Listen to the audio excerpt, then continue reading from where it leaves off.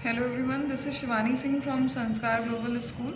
Today we are here with the theme 10, that is Colonism and the Countryside, exploring official archives. Now this chapter is going to deal with the era of colonial rule in India and the people of the countryside situation, and also about the rule of the British East India Company. And half of the chapter is deducted from your syllabus. Now we will move towards the topic 1, that is Bengal and the Zamindars. Colonial rule first established in the region of Bengal.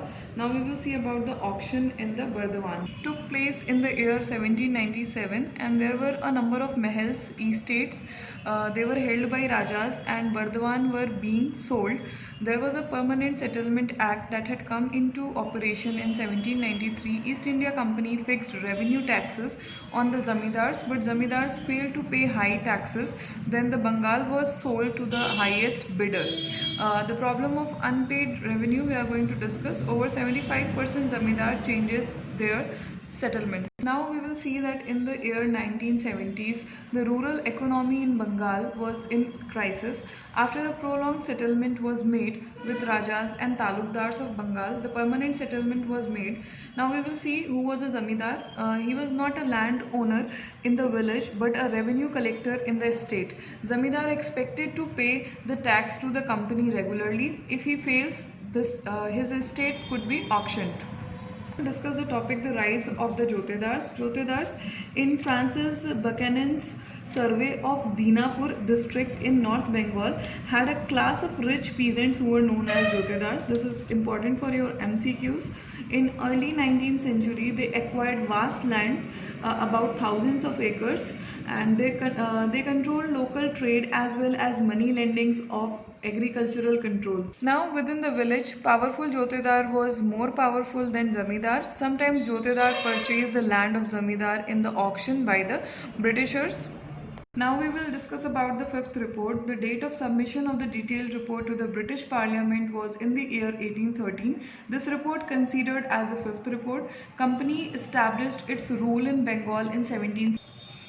Due to increasing private businessmen, they wanted share in Indian business. Many political groups debated that the conquest of Bengal was benefiting only East India Company and not the whole Britain.